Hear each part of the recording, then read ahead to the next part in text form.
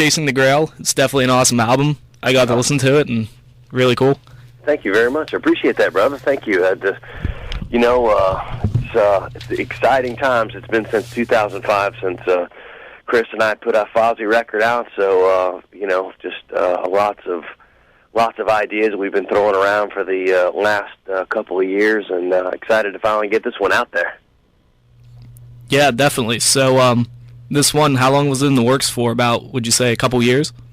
Well, I mean, we talked about it certainly for a couple of years, just about trying to get the timing right, because obviously it's a complex endeavor to put a Fozzy record out, because I have a full-time band that I do in Stuck Mojo, and Chris has a full-time job where he throws 250-pound dudes around the ring, and so trying to allocate time to write an album and do it right. I mean, that's truly the what it all boils down to. You know, we could have put a record together in 6 weeks, but wanting to make sure that that it's the right album, that we look back at it in 10 years and go, wow, we're really impressed with the work we do, because I think ultimately Chris and I are like a lot of musicians in that we want to write a record that we would listen to first and foremost. I mean, obviously you want fans to love it, and it's great when people in the press and in radio and print love your record, but ultimately you want to make a record for yourself. And so we kind of started off with Chris working on sets of lyrics, and then once he handed those over to me, it took me probably maybe 3 or 4 months to get some rough outlines together on some songs, just basic song structure, creating melodies and the music around his lyrics. And then we spent another couple of months solidifying the pieces, getting the songs to make them feel like, hey, this is really where we want to be. Recorded them, and I think from the very first moment of conception, you're probably talking about 9 or 10 months. And it's it seems like 9 or 10 months is a long time, but heck, half that time is traveling back and forth from different studios, because the guys in the band, we all live kind of scattered around the country a bit, and me being in Atlanta and Chris being in Tampa meant doing a bulk of the recording between 2 different studios and traveling back and forth. Wow, yeah, that was actually one of my other questions, with everybody kind of being scattered around the country, and Chris, always on the road doing his wrestling thing. I mean, it has to be hard trying to get together for, recording, rehearsals. Does it even affect touring at times? Oh, absolutely. You're the touring, not so much as far as, where we all live, because as I've come to find out, a lot of my favorite bands, they live quite long distances away from each other. But the rehearsal part of it is the part that's, the stuff you wish you all lived in the same town. That way, that you could get together 2 or 3, 4 nights a week to rehearse. But it's just not possible. So you just have to make the most out of the time that you do have together. And Chris's schedule has him where he comes through Atlanta, probably 2 or 3 times a year to actually perform with the WWE. And then there's a lot of times where he has layovers in Atlanta going from city to city. So we try to put together as many rehearsals as we can. And then outside of that, it just means us loading up the van and heading on down, or flying on down to Tampa and doing rehearsals down there in his hometown. And that's where we did all the recording. All of his vocals were recorded in Tampa. We just got a studio down there, and I day trip it down with my car loaded full of gear. You set it all up in a studio, and we record. And the next day, I just head back on up to Atlanta.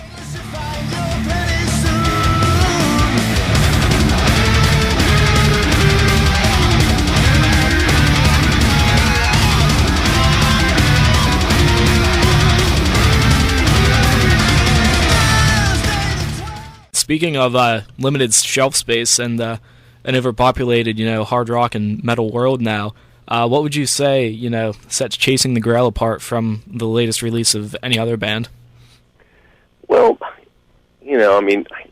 I don't, as a co-writer and producer of the album, I'm not going to so arrogantly stand up here and say that it's better than this and better than that because of any specific reason. The only thing I can tell you is that the one thing that I really feel like Fozzy captures, and we capture a really good balance between heavy riffing and melodic vocals. In today's kind of music genres, you find that most of the really heavy bands with the really brutal, cool riffs have a tendency to have kind of either screamo vocals or more grunt vocals, and then the bands that are a little bit more melodic vocally have a tendency to more times than not being less heavy. And I think we've walked that fine line pretty well in Fozzy, of not having to sacrifice the melodic vocals or the heaviness of the riff and the drumming.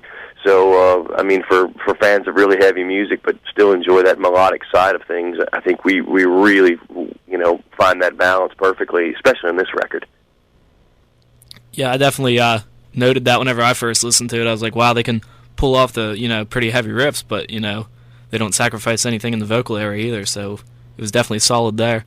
I think a lot of that comes back to Chris and I being really big fans of some of those late 70s melodic hard rock bands like, Kansas and Rush and Styx and Journey and Foreigner, and, bands of the late 70s for us were huge. And then, moving into the early 80s, Maiden and Priest and the Scorpions and Ozzy and Accept, bands like that, they were able to do the same thing where neither the heaviness of the song nor the melodic nature of the vocals ever sacrificed. So we always kind of go to those as the templates of that perfect balance.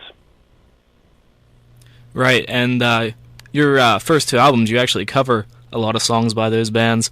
Yeah. Would you say like those guys were pretty much your main influence and inspiration for this? Well, it's so funny because I'm all over the map, and so is Chris. And his favorite band is the Beatles. I don't own any Beatles albums. My favorite bands are like Boston and Bad Company and AC/DC, and so the heaviness that I love came from bands like Metallica and Slayer and Sepultura and Pantera, and that kind of, and then in the mid '90s was like the big boom for super aggressive, cool bands like Fear Factory and Machine Head, and so there was there's been so much music that has influenced Chris and myself and the songwriting over the years that I just think it's an amalgamation of all of it. Obviously I still listen back fondly to my early Maiden and Priest records and love those albums, but there's just, Chris and I, even though we may say we're metalheads, we just listen to so many different types of music. I love Pink Floyd and Peter Gabriel, and and Chris loves Dream Theater, and we just have such a huge spectrum of stuff that we listen to. I just think that our sound is probably more influenced by the big blender of all of those things as opposed to 2 or 3 early 80s metal bands.